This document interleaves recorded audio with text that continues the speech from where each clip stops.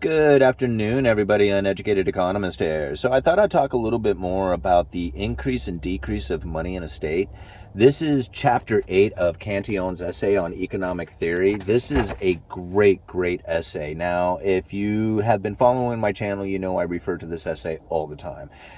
Some of the economic powers that are taking place are something that you can't change. Like, some of these economic forces are going to play out no matter what. And when you go back and you read this essay, you can find a lot of similarities within the economy today.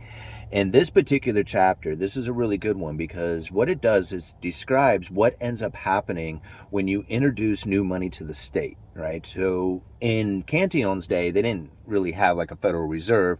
He uses silver, so like a silver mine being the producer of money, introducing that to the state and the people who have first access to that money and what happens to it. But listen to the first few paragraphs of this chapter. I'm going to read through it and then we'll have a discussion about this. But it's really good because, just listen to the quality. Here we go. Anyway.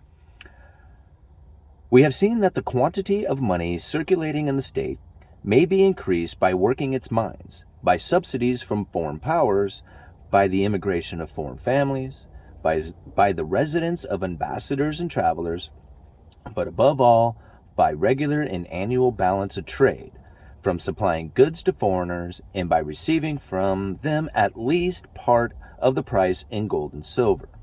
It is by this last means that a state grows most substantially, especially when its trades is accompanied and supported by ample shipping and by significant output of raw materials necessary for the production of exported manufactured goods. So basically what he is saying there is that the most abundant way of getting money is by manufacturing and distributing goods out there.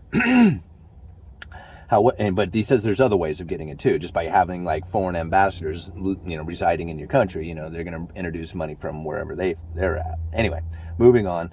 However, the continuation of this commerce, the producing of goods and exporting them, gradually introduces a great abundance of money and little by little increases consumption. Right? For foreign products must be imported to meet this demand and must be paid for by a reduction in annual balance of trade. On the other hand, increased expenditures increase the cost of labor and the prices of manufactured goods. In the prices of manufactured goods. It often happens that some foreign countries try to set up the same kinds of factories for themselves, in which case they stop buying those of the state in question. Although these new established factories and manufacturers are not perfect at first, they reduce and even prevent the export of those goods from the neighboring state into their own country where they can be acquired at a better price. So even there, what he is saying is that if this continues, what's going to end up happening is that the people are going to continue to import more stuff, right? The demand must be paid for with a reduction of annual balance of trade. So it's going to be reducing the amount of what we are producing ourselves and importing ever increasing amounts of foreign production. And then the added increase to the prices as this new money is coming in starts increasing the labor and manufacturing costs, which means that the stuff that you did typically export becomes more expensive for these foreign countries. They start producing it for themselves, and even though it's kind of crappy stuff at first, they eventually get to the point where they're producing it as just as good as quality at about the same price, if not better. All right, and that's what he is saying right there. So it's just like all of a sudden now you're manufacturing, it doesn't matter. It's like they don't even want it anymore because it's too expensive. All right, and they're doing it for themselves as you're getting this new money in. In this manner, the state begins to lose some branches of its profitable trade, and many of its workmen and artisans who lose their jobs will leave the state to find employment in new foreign factories. So now the inhabitants are leaving, right? They're going off to go find work someplace else.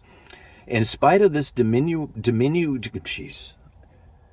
I'm surprised I even have a YouTube channel. I cannot speak the English language. Okay, in spite of this diminution, moving on. God, why can't I say this word? All right, diminution in the balance of trade, the custom of importing various products will continue. If the manufactured products of a state have great reputation and can be shipped to distant countries at low cost, the state will maintain its advantage over new foreign manufacturers for many years and will maintain a small balance of trade, or at least keep it even. If, however, some other maritime state tries to perfect some articles and its navigation at the same time, it will, because of cheapness of its manufacturers, take away several branches of trade from the state in question. Consequently, this state will begin to lose its balance of trade and will be forced to send its part of its money abroad every year in order to pay for its imports. So what he's saying right there is that if this continues in this balance of trade, that the foreigners will figure it out, essentially, and if they can figure out a way to trade it with each other, they're going to basically say, okay, we're done with you. We're not going to buy your stuff anymore. What happened here in the United States, right? Okay, going on. And this is the last paragraph, and then I'm going to be done with it. We'll talk. Moreover, even if the state in question could keep a balance of trade and its greater abundance of money, it is reasonable to suppose that this abundance will plunge many wealthy individuals into luxury. Now, this is the major problem with it is as this new money comes in, people want to enjoy that standard of living. They want to enjoy the new consumption. They want to eat 2 steaks instead of 1, right? They want to have the new cars, the new stuff, the jewelry, the clothes, all the fancy things in life. They will buy paintings, precious stones from abroad. They will want silks and rare objects. They set such an example of luxury in the state that in spite of the advantage of its ordinary trade, its money will flow abroad annually to pay for this luxury. This will gradually impoverish the state and cause it to pass from great power to great weakness. Now, we could continue on, but that is I believe, really the important meat of it, to really try to understand what it is that's taken place. Think about this. This country used to be a manufacturing powerhouse, just like Cantillon was saying, is a way of getting new money into the system. If you are producing and manufacturing and sending stuff out to the world, they are sending them their money. You are increasing your standard of living because of the new money that is coming in. As this new money comes in, the foreign imports start to compete with the domestic manufacturing, forces the domestic manufacturing out. Because people are diving into these luxuries, eventually you will move from great power to great weakness, as the ever increasing amounts of people who are looking for those luxury items.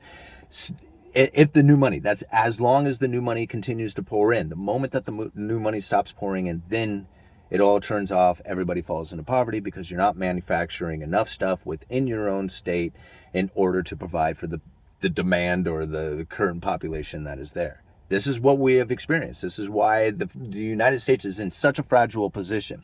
People are like, they like a lot of people. I was just talking with a guy about the debt today. Right, he was talking about the national debt and how horrible and blah blah blah it is, and I totally agree. Yeah, it is, right? But you're kind of looking at it one-sided.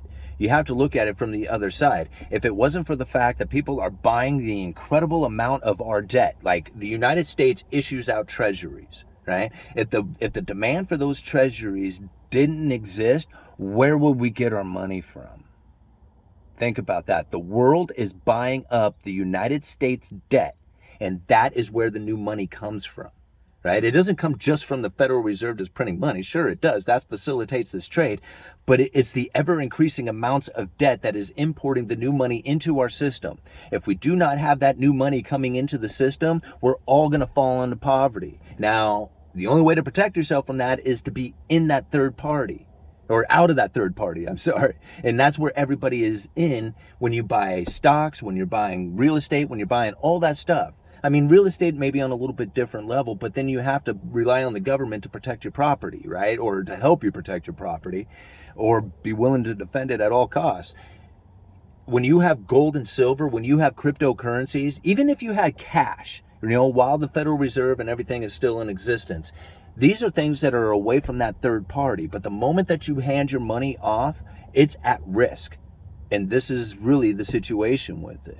Don't beg for them to fix the debt problem, right? They fix the debt problem and it's going to start taking the money out of the system, and you're going to start finding the real economic pain start to take place.